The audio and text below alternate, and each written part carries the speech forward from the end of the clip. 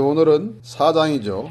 주님의 천국 비유와 이적이라는 제목으로 말씀을 나누는데 3장에서 강한 반대에 직면을 했어요. 그런데 주님은 4장에서 단순히 기적을 행하시는 분으로 나타난 것이 아니고 수많은 무리에게 비유를 하심으로 하나님 나라를 가르치시는 교사로 등장을 하십니다. 예수님은 갈릴리 바닷가에서 가르치셨는데요. 사람들이 너무 많아가지고 배에 올라서 말씀을 하시고 사람들은 해변가에서 듣는 그런 장면을 생각해 볼 수 있습니다. 보이지 않는 하나님 나라, 신비를 예수님이 드러내시는 장면입니다. 당시 유대사회는 로마의 지배 아래 있었고 많은 유대인은 강력한 메시아가 와서 정치적인 해방을 가져올 것이라고 기대했습니다. 이런 상황에서 예수님은 하나님 나라가 세상의 가치와는 다른 방식으로 임하고 성장할 것이라는 점을 비유로 설명하셨습니다. 들을 수 있는 자와 듣지 못하는 자를 구분하시려고. 그래서 9절에서 보면 또 이르시되 들을 귀 있는 자는 들으라 하시니라. 23절에서는 들을 귀 있는 자는 들으라 이렇게 말씀을 하신 것입니다. 그 복음이라는 것은 들을 귀가 있는 자가 깨닫게 되는 것이지 아무리 학식이 많고 명예가 높은 사람이라 할지라도 들을 귀가 없으면 한마디도 못 알아듣는 것이 당연한 것입니다. 예수님은 풍랑까지도 잠재우시는 모습을 보여주시죠.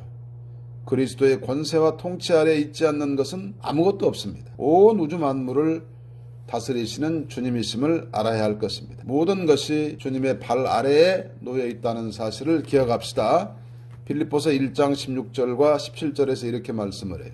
만물이 그에게서 창조되되 하늘과 땅에서 보이는 것들과 보이지 않는 것들과 혹은 왕권들이나 주권들이나 통치자들이나 권세들이나 만물이 다 그로 말미암고 그를 위하여 창조되었고 또한 그가 만물보다 먼저 계시고 만물이 그 안에 함께 섰느니라. 아멘. 1절부터 20절까지 씨 뿌리는 비유가 나오고 그 설명이 나오게 되는데요. 먼저 길가에 떨어진 씨입니다. 3절부터 4절을 보니까요.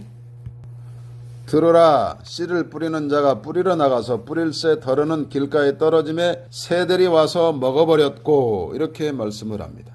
이 길가에 떨어진 씨는요, 유대 전통을 고수하면서 복음을 받지 않고 오히려 예수님을 해치려 한 사람들입니다. 새들이 곧 먹어버렸다고 표현하죠. 이거는 사탄이 뺏어갔다는 거 아니겠습니까? 그 다음에 두 번째, 돌밭에 떨어진 씨입니다. 덜어는 흙이 얕은 돌밭에 떨어짐에 흙이 깊지 아니하므로 곧 싹이 나오나 해가 돋은 후에 타서 뿌리가 없으므로 말랐고 라고 말씀을 해요. 그러니까 이거는 뭡니까? 신앙을 액세서리로 여기는 사람들. 말씀에 뿌리를 둔 것이 아니라 일시적인 감정에 따라 가지고 복음을 받아요. 그러니까 좋을 때는 한없이 좋은데 뿌리가 없어가지고 햇볕에 타버리는 거예요. 고난이나 환난, 박해를 견디지 못하는 그런 상태를 의미합니다. 그 다음에 세 번째로는 가시떨기에 떨어진 씨입니다.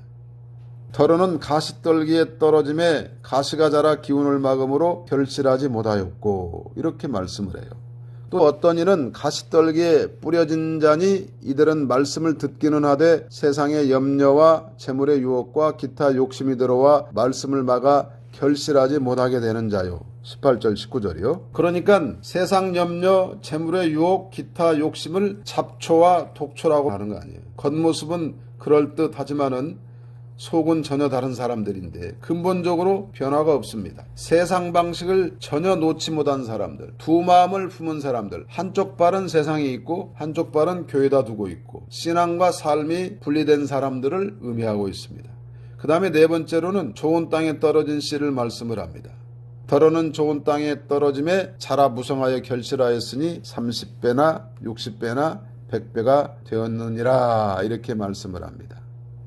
그러니까 말씀을 받아가지고요 내면에 뿌리를 내렸다는 거 아니겠습니까? 실행력이 생겼다는 거예요. 그렇기 때문에 좋은 열매를 맺을 수밖에 없는 것입니다. 어떤 상황, 어떤 환경에 처한다고 할지라도 견디어 열매를 맺는 그런 상태를 의미하는 것입니다. 그래서 네 가지 땅에 씨를 뿌리는 이 비유를 통해서 우리는 복음을 듣는 자들의 4분의 1만이 온전히 반응한다는 것을 알 수가 있어요. 그야말로 좁은 문 아니겠습니까? 그러나 이들로 인해서 하나님 나라는 크게 확장이 되고 진전이 된다고 하는 사실입니다.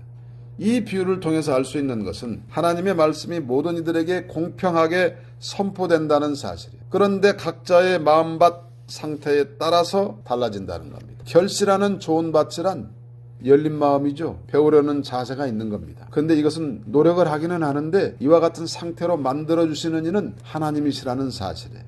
성령의 은혜가 있어야 준비가 되고 결실하는 것입니다.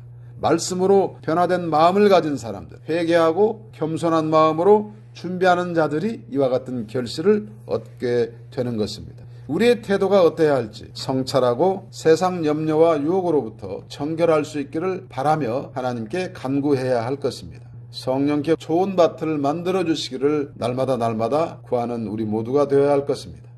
그 다음에 21절부터 25절은 등경 비유가 나옵니다. 등경 비유. 여기서 말이라고 하는 게 나와요. 말. 이거는 곡식을 담는 그릇을 의미합니다. 등잔대 위에 등불은 하나님 나라의 비밀을 말하고요. 그래서 복음의 비밀을 들었다면은 진리에 대하여 깊이 생각을 해보라는 말씀이에요. 하나님 나라의 비밀을 감추지 말라는 것입니다.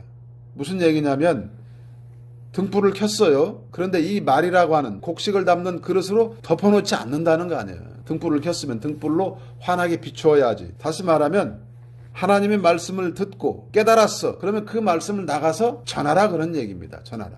예수님의 비유를 듣고 그것을 이해하고 그에 따라 반응을 하는데 예수님이 말씀을 하시니까 그 말씀을 들으려고 모인 그와 같은 관심 정도만큼이라도 알게 되는 비밀도 클 것이기 때문에 그래서 그거를 들었다면 나가서 전하라. 이렇게 말씀하는 겁니다. 따라서 비밀을 얻고 못 얻고는 듣는 자의 태도에 달려있고 듣고 말씀을 따르는 자의 책임이 얼마나 중요한가를 말씀을 합니다. 그 빛을 드러내면서 사는지 아니면 듣고 가만히 등을 덮어놓은 것처럼 가리고 사는지 돌아보라는 말씀입니다. 모든 성도는 세상을 비추는 등불 역할을 하면서 전하고 나누라는 말씀이죠. 성도들의 모든 행실, 이거는 마지막 때에 드러날 것이기 때문에 구체적으로 열매를 맺는 삶을 살라고 요구하시는 겁니다. 자기가 한 만큼 보상을 받는다는 말씀 아니겠어요? 지속적인 실천이 더욱 성숙한 신앙으로 인도하는 것입니다. 무엇을 할 수 있는지 한번 돌아보아야겠습니다. 주님은 작은 실천 하나하나를 더 기뻐하신다는 사실을 이해하시길 바랍니다. 그 다음에 세 번째로는 이제 자라나는 씨 비유가 나와요. 26절부터 29절에 이르러서 나오는데 이제 비슷한 내용이 마태복음에도 나오고 누가복음에도 나오는데 이 식물의 생장 과정에 대해서 구체적으로 이렇게 명시한 것은 마가복음밖에 없습니다. 싹이 나요. 씨를 심으면 싹이 나잖아요. 이삭이 나죠. 곡식이 연그러요. 열매를 맺어요. 이와 같은 식물의 생장 과정이라고 하는 것은 신비롭기 그지없습니다. 이게 우리가 눈으로 쳐다보고 있으면 언제 크는지 알 수가 없는데 하룻밤 자고 일어나 보면 어느 순간에 쑥 커 있는 것을 볼 수가 있단 말이에요. 그러니까는 하나님 나라의 확장과 진전이라고 하는 것이 이렇다는 거예요. 우리가 눈으로 볼 때는 뭐 이게 되는 거야 안 되는 거야 이런데 하나님 나라는 결코 중간에 실패하거나 좌초되지 아니하고 확장되고 진전된다고 하는 사실을 말씀하고 있는 것입니다. 세상 나라는 영원한 나라가 없잖아요. 하나님 나라는 그렇지 않습니다. 하나님 나라는 무한 확장 그리고 마지막 끝날에 온전히 완성이 되죠. 그리스도의 재림 때에. 그래서 하나님이 영광을 받으시는 겁니다. 이걸 성경에서 일관되게 가르치고 있기 때문에 이 말씀을 소유하고 하나님 나라의 시민으로서 자긍심을 가지고 살아가야 될 줄로 믿습니다. 그 다음에 겨자씨 비유가 1절부터 32절에 나와요. 작은 겨자씨 하나가 자라가지고 큰 나무가 됩니다. 그랬더니 새가 날아와요. 그래서 새가 쉽니다. 하나님 나라가 이와 같다는 것입니다. 결과를 말해주고 있는데 교회가 연약한 듯 보여도 역사적으로 볼 때 교회는 계속 확장되었고 수많은 영혼을 구원하는 방주 역할을 충실하게 했습니다. 작고 보잘것없이 시작을 하지만은 그 결과는 어마어마하다는 사실이에요. 전도와 선교가 그래요. 이 할 때는 열매도 없는 것 같고 이 성과도 없는 것 같고 도무지 안 되는 것 같지만 엄청난 생명력을 하나님께서 그 말씀 속에 부여하시기 때문에 잘하게 된다는 사실. 개인의 영적 성숙도 마찬가지 아니겠습니까? 소망을 갖고 살아야 할 이유가 여기에 있는 것입니다. 하나님은 예수 그리스도를 이 땅에 보내시고 또 예수 그리스도의 사역을 통해서 예수 그리스도가 선포하신 그 말씀을 통해서 우리에게 가르침을 주잖아요. 그래서 비유로 하신 말씀을 또 해석까지 해주시잖아요. 그래가지고 영적 이해력을 높여주셨어요. 그래서 우리가 구체적으로 알아들을 수 있도록 도와주시는 것입니다. 그 다음에 35절부터 41절에 보니까요, 바람과 바다를 잔잔하게 하시는 예수님이 나와요. 36절에 보니 다른 배들도 함께 하더니 라고 말씀을 합니다. 이거는 예수님 일행만 겪은 일이 아니고요, 그 자리에 다른 사람들도 겪었다는 거 아니에요, 풍랑을. 근데 제자들이 누구예요? 어부 출신들 아닙니까? 경험이 많은 어부들인데, 그런데 풍랑이 일고 배에 물이 들어오니까 죽겠다고 소란을 떱니다. 예수님은 배 후미에서 주무시고 계셨어요. 제자들이 시끄럽게 하니까 예수님이 깨어 바람을 꾸짖으시며 바다더러 이르시되 잠잠하라 고요하라 하시니 바람이 그치고 아주 잔잔해졌다고 39절에 말씀하고 있습니다. 바다더러 이르시되 잠잠하라 고요하라 하시니란 표현은 이제 마태복음과 누가복음에는 없습니다. 그러니까 직접적으로 예수님이 명령하신 그 대사가 나와 있는 거예요. 제자들은 믿음이 없다고 책망을 받았어요, 예수님한테. 그런데 제자들한테는 두 가지 두려움이 있었죠. 첫째는 인간적인 두려움입니다. 풍랑이 와요? 두렵죠. 죽을 것 같아요? 두렵잖아요. 그죠? 그런데 또 하나 두려움이 있어요. 뭐냐면 예수님의 신적 권위에 대한 두려움입니다. 그들이 심히 두려워하여 서로 말하되 그가 누구이기에 바람과 바다도 순종하였는가 하였더라. 이게 41절의 말씀입니다. 그 이전에도 많은 이적을 경험했는데도 불구하고 전능하신 메시아의 권능이 점점 크게 나타나고 있어. 그러니까 제자들이 그야말로 경이로움을 표현하고 있는 것입니다. 이 경외감, 두려움이죠. 두려움.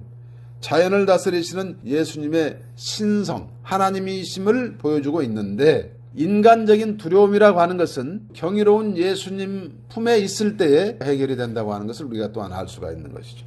그래서 오늘 말씀을 좀 정리를 해보자면, 4장에서 예수님께서 비유하여 말씀하신 것들, 그 이유는 무엇이냐면 하나님 나라의 진리를 깨닫는 자와 깨닫지 못하는 자를 나누시기 위함입니다. 이거는 이사야서 6장 9절부터 10절의 예언을 성취한 것이기도 하는데요. 무슨 말씀이냐면 여호와께서 이르시되 가서 이 백성에게 이르기를 너희가 듣기는 들어도 깨닫지 못할 것이요 보기는 보아도 알지 못하리라 하여 이 백성의 마음을 둔하게 하며 그들의 귀가 막히고 그들의 눈이 감기게 하라. 염려하건대 그들이 눈으로 보고 귀로 듣고 마음으로 깨닫고 다시 돌아와 고침을 받을까 하노라 하시기로. 아멘. 이 비유라고 하는 것은 듣는 자의 영적 상태에 따라서 그 의미가 다르게 받아들여지도록 예수님이 아주 심오한 방식으로 교육을 하셨다는 내용이에요. 씨 뿌리는 비유를 통해서 말씀에 대한 사람들의 다양한 반응을 설명하는데 네 가지 반응이잖아요. 네 가지 반응. 그러니까 좋은 땅, 좋은 밭 25%만 결실한다는 거 아니겠습니까? 그 다음에 등불 비유, 또 자라나는 씨앗 비유를 통해서는 하나님 나라의 본질과 성장, 이거를 말씀하시고, 또 겨자씨 비유를 통해서는 하나님 나라의 시작과 그 결과, 최종적인 영광에 대해서 제시를 하고 있습니다. 어떤 사람에게는 말씀이 열매를 맺지만 어떤 사람에게는 아무 일도 일어나지 않는 것처럼 보입니다. 그러나 하나님 나라는 사람의 눈에 보이지 않는 방식으로 점점 확장이 됩니다. 결국 그 누구도 거스를 수 없는 권세로 드러나는 것이죠. 이와 같은 비유들은 당시 제자들은 물론 오늘날 우리에게도 하나님 나라의 특성과 그에 대한 우리의 합당한 반응을 깊이 성찰하도록 만듭니다. 그리고 그 나라를 선포하시는 분, 바람과 바다까지도 순종하게 하시는 예수님이 참된 왕이심을 보여주고 있는 겁니다. 그러므로 하나님 나라의 본질에 대해서 세 가지 정도로 정리를 해볼 수가 있겠습니다. 첫 번째, 하나님 나라는 말씀으로 시작된다는 겁니다. 두 번째, 하나님 나라는 조용하지만 확실하게 자란다는 거예요. 확장된다는 거예요. 그 다음에 세 번째, 하나님 나라는 결국 모든 것을 다스리는 권세를 가지고 있다는 것. 즉 하나님 나라는 보이지 않으나 하나님 절대 주권 아래에 있는 나라라고 하는 사실을 말씀하고 있습니다. 그러므로 우리 심령에, 우리 마음에 하나님의 말씀이 깊이 뿌리를 내려야 한다는 사실이에요. 열매를 생산해야 합니다. 말씀을 따라 살아야 합니다. 관점은 오직 아버지의 관점이어야 합니다. 하나님께서 바라시는 열매입니다. 열매. 온 세상을 다스리시는 우리 주님의 권세와 능력을 신뢰하고 역사하심에 대해서 순종해야 합니다. 우리 개개인이 서면 가정이 서는 것이죠. 또 교회가 서죠. 또 나라가 서는 것입니다. 근데 이것이 잘 안 되기 때문에 가정도 문제가 있고 나라도 흔들리고 이런 문제들이 발생한다는 사실을 기억해야 되겠습니다. 온 세상을 다스리시는 하나님의 주권 아래에서 우리가 산다고 한다면은 확신을 가져야 될 거예요. 확신. 그럼 믿음이 뭐냐는 거예요. 우리 주님이 하시니까 된다. 이런 확신을 갖는 게 믿음이라는 사실이에요. 이거를 믿을 수 있으면 얼마나 은혜가 되겠습니까? 그렇잖아요. 그러니까 이거를 못 믿으니까 문제가 된다. 믿을 때에 역사가 일어날 줄로 믿습니다. 작은 씨가 아름드리 나무가 되어요. 그 작은 씨가 나일 수도 있고 여러분일 수도 있고 그렇잖아요. 우리 교회일 수도 있고 우리 가정일 수도 있는 거예요. 내가 운영하는 회사일 수도 있는 것이고 하는 일일 수도 있는 것이고 여러 가지 적용해 볼 수가 있는 것인데 우리는 그야말로 그리스도의 십자가와 부활이라고 하는 복음의 핵심 가치를 놓치지 말고 이것을 적용해서 승리해야 되는 그런 영예로운 인생인 것을 잊지 마시기를 주의 이름으로 축복합니다. 아멘.